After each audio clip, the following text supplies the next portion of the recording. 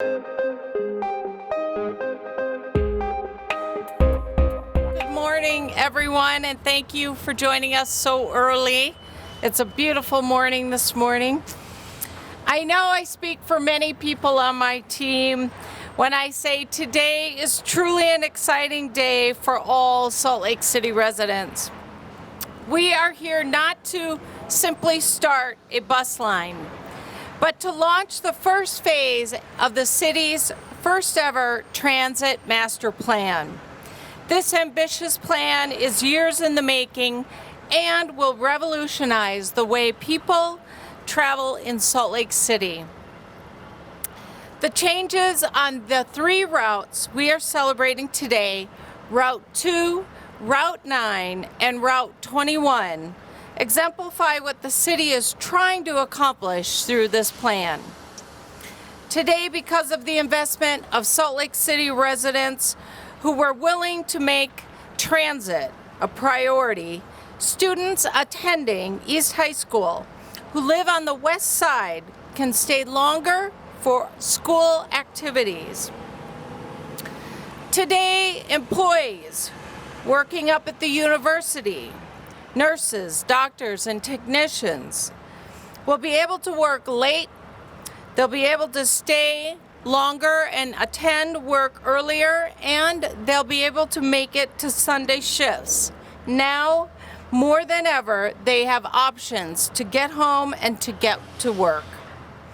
And yes, today residents who want to enjoy the bars and the restaurants downtown, in Sugar House at 9th and 9th and Central 9th can stay out a little later and catch a safe ride home on a bus. I know these changes will make a difference in people's lives. A few days before I delivered my State of the City address at East High School this year, I met with the school's LGBTQI community. This is the Gay Straight Alliance version of things from when I went back to my days in school. This is a group that supports LGBTQ and straight allies at East High School. Just before 4 p.m., while we were having a conversation, several of the students got up to leave. The advisor let me know they needed to quickly get out the door because they lived on the west side of our city and needed to catch the last 4 p.m. bus that would enable them to make it back to their home. While the rest of us stayed and had shared continued conversation, they were rushing to catch the bus. Today, those students have a new direct connection from East High to their homes on the west side, and this year, those students get to stay for the conversation.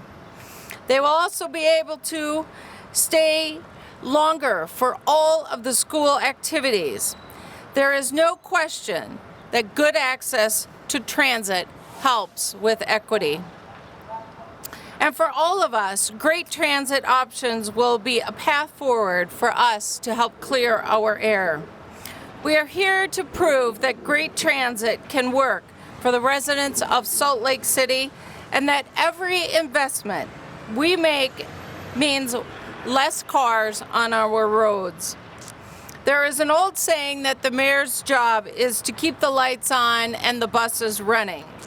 So even though UTA is independent, it shouldn't be a surprise that the launching of our transit master plan and finding the funding to implement it and getting these buses rolling will always be one of my most proud moments as mayor. I am incredibly grateful to our transportation division led by John Larson and for all of his teammates who have been working so hard for getting this started. It was a difficult lift, but now that we are here today, I know the momentum will continue.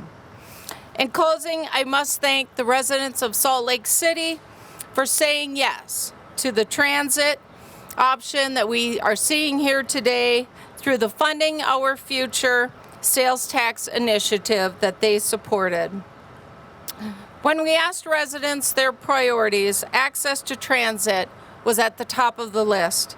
Even those that said they didn't use transit regularly understood the value it brings to our city and understood it was our responsibility to make this work. Today is just the beginning, and we will continue to build a city for everyone and ensure that we have the transit to match it. Getting this done has required the combined political will of both my office and the City Council, and I am thankful we partnered to make a difference. Now it is my pleasure to turn the time over to Council Chair Charlie Luke.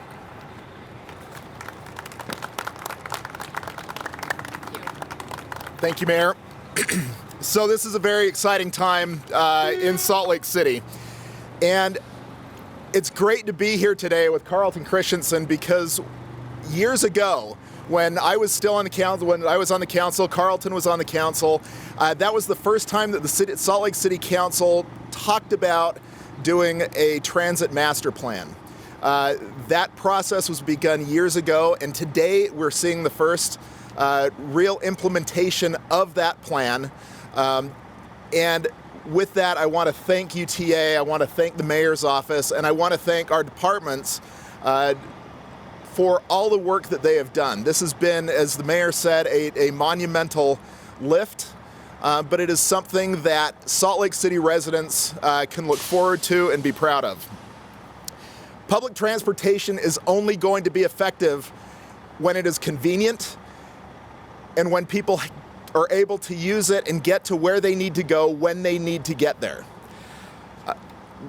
Some of the issues that I've heard during my time on the council is the difficulty in east-west travel. 4 lines that we are talking about today will ensure that residents who need to travel east and west will be able to do that.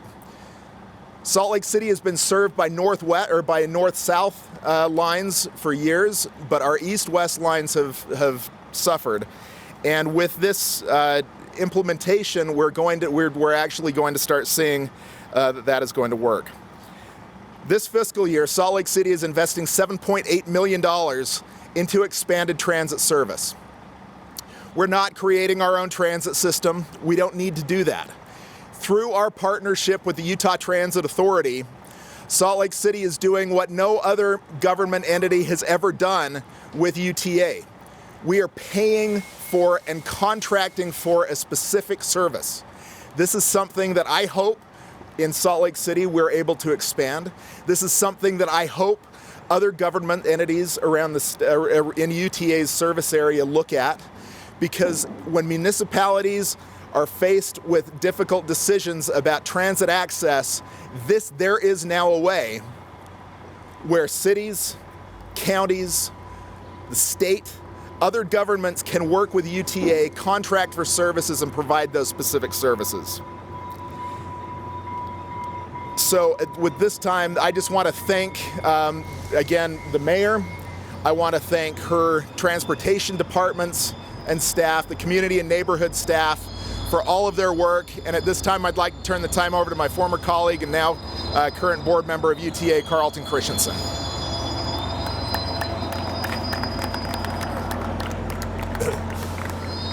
Good morning. On behalf of the Utah Transit Authority, we just want to thank Salt Lake City for this unprecedented partnership as we venture forward in better serving this great community.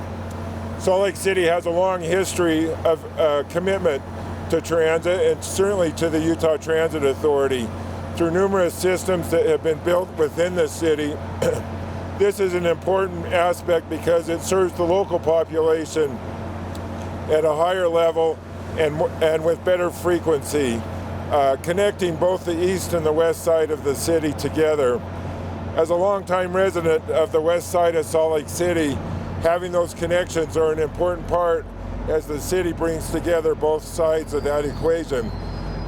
On a personal and semi-selfish point of view, I have an incoming junior heading to the University of Utah, leaving from our neighborhood, and this is going to be a great aspect of it. I want to also thank the staff at UTA. It takes a lot of logistical planning. I love the sound of the front runner, by the way. But I just want to thank our staff. Acquiring 10 additional buses, hiring all the operators associated with this extended service, reconfiguring some of our routes so that on 2nd South we have service every 7 minutes for the residents and workers who work along that corridor. An immense amount of preparation came into this week, and we'll see the successful implementation as we go forward.